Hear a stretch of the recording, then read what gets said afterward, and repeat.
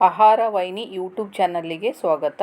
ತುಂಬ ಕ್ವಿಕ್ಕಾಗಿ ಈಸಿಯಾಗಿ ಹೆಲ್ತಿಕರ ರಸಮ್, ಟೊಮೆಟೊ ಹಾಗೂ ಹಸಿ ಶುಂಠಿಯಿಂದ ಮಾಡುವ ರಸಮ್.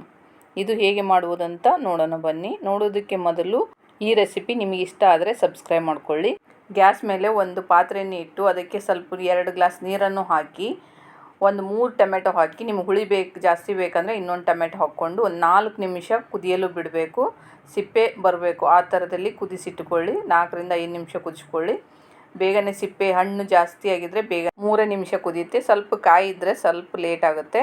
ಇದು ಆರಲು ಬಿಟ್ಟು ಸಿಪ್ಪೆಯನ್ನು ತೆಗೆಯಿರಿ. ಸಿಪ್ಪೆ ಇರಬಾರ್ದು, ಅಂದ್ರೇ ಟೇಸ್ಟ್ ಆಗುತ್ತೆ. ಇದರಲ್ಲಿರುವ ಎಲ್ಲ ಸಾಮಗ್ರಿಗಳು ಬೇಕಾಗುತ್ತೆ.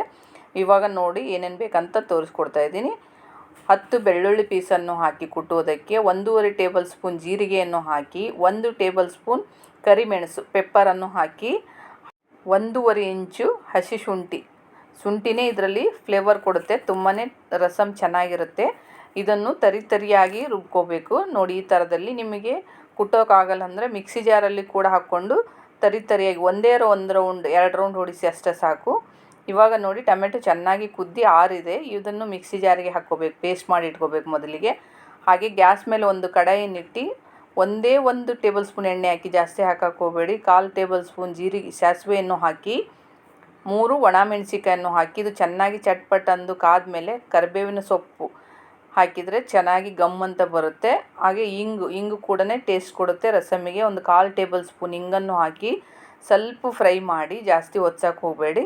ಸ್ವಲ್ಪ ಫ್ರೈ ಆದಮೇಲೆ ಇದಕ್ಕೆ ನಾವು ರುಬ್ಬಿಟ್ಟುಕೊಂಡ ಪೇಸ್ಟು ಹಾಗೂ ನಾವು ಕುದಿಸಿಟ್ಟುವ ನೀರು ಇರುತ್ತಲ್ಲ, ಟೊಮೆಟೊ ನೀರು, ಅದರಲ್ಲಿ ಮಿಕ್ಸ್ ಮಾಡಿ ಎಲ್ಲ ಸೇರಿ ಒಂದು 3 ಗ್ಲಾಸ್ ನೀರು ಆಗಬೇಕು ಫ್ರೆಂಡ್ಸ್, ಅಂದರೆ ಚೆನ್ನಾಗಿರುತ್ತೆ. ಇದಕ್ಕೆ ನಾವು ರುಬ್ಬಿಟ್ಟುಕೊಂಡ ಮಸಾಲ ಕೂಡ ಇದಕ್ಕೆ ಹಾಕಿ, ಇದಕ್ಕೆ ಅರಿಶಿಣ ಪುಡಿ ಒಂದು 1/4 ಟೇಬಲ್ ಸ್ಪೂನ್, ರುಚಿಗೆ ತಕ್ಕಷ್ಟು ಉಪ್ಪು ಹಾಕಿ, ಸ್ವಲ್ಪ 3 ಗ್ಲಾಸಿಗೆ ಅಂದರೆ 1 ಟೇಬಲ್ ಸ್ಪೂನ್ ಆಗುತ್ತೆ. ಅದರ ಟೇಸ್ಟ್ ನೋಡ್ಕೊಂಡು ಹಾಕಿ. ಯಾವಾಗಲೂ ರಸಮ್ಮಿಗೆ ಕೊತ್ತಂಬರಿ ಸೊಪ್ಪು ಇದ್ರೇ ಟೇಸ್ಟ್ ಬರುತ್ತೆ ಫ್ರೆಂಡ್ಸ್. ಈ ಕೊತ್ತಂಬರಿ ಸೊಪ್ಪು ನಿಮ್ಮ ಕಡೆ ಎಷ್ಟಿರುತ್ತೋ ಅಷ್ಟು ಹಾಕಿ, ಜಾಸ್ತಿ ಹಾಕಿದರೆ ಚೆನ್ನಾಗಿರುತ್ತೆ. ಇದನ್ನು ಜಾಸ್ತಿ ಕುದಿಸೋಕೆ ಹೋಗಬಾರ್ದು, ಒಂದೇ ಒಂದು ಕುದಿ ಬರಬೇಕು, ಅಂದ್ರೆ ಚೆನ್ನಾಗಿರುತ್ತೆ. ಇದರಲ್ಲಿ ಟೊಮೆಟೊ ಯೂಸ್ ಮಾಡಿದ್ರಿಂದ ಟೊಮೆಟೊ ತುಂಬ ಒಳ್ಳೆಯದು. ವಿಟಮಿನ್ ಸಿ ಕೂಡ ಇರುತ್ತೆ ಫ್ರೆಂಡ್ಸ್. ಡೈಜೆಷನ್ನಿಗೂ ಚೆನ್ನಾಗಿರುತ್ತೆ, ಚರ್ಮಕ್ಕೂ ಒಳ್ಳೆಯದು, ಹಾಗೂ ಕೂದಲಿಗೂ ಕಣ್ಣಿಗೂ ತುಂಬ ಒಳ್ಳೆಯದು. ಈ ಥರದಲ್ಲಿ ರಸಮ್ ಮಾಡ್ಕೊಳ್ಳಿ. ಹಾಗೆ ಶುಂಠಿ ಕೂಡ ತುಂಬಾ ಬೆನಿಫಿಟ್, ಜೀರ್ಣಕ್ರಿಯೆಗೂ ತುಂಬ ಒಳ್ಳೆಯದು ಫ್ರೆಂಡ್ಸ್. ಹೊಟ್ಟೆ ಉಬ್ಬರಿಕೆ ಇದ್ರೂ ಒಳ್ಳೆಯದು. ಸಕ್ಕರೆ ಮಟ್ಟವನ್ನು ಕಮ್ಮಿ ಮಾಡುತ್ತೆ ಫ್ರೆಂಡ್ಸ್. ಇದು ಡೈಲಿ ಯೂಸ್ ಮಾಡೋದ್ರಿಂದ ತುಂಬಾ ಒಳ್ಳೆಯದು. ಡೈಜೆಷನ್ನಿಗೂ ತುಂಬಾ ಒಳ್ಳೆಯದು.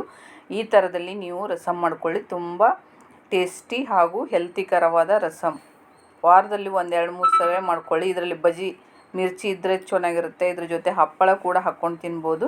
ತುಂಬ ಕ್ವಿಕ್ ಹಾಗೂ ಈಸಿಯಾದ ರಸಮ್ ರೆಸಿಪಿ. ಟೊಮೆಟೊ ಹಾಗೂ ಹಸಿ ಶುಂಠಿ ರಸಮ್ ಮಾಡುವುದು ತುಂಬ easy friends. Thank you to all friends.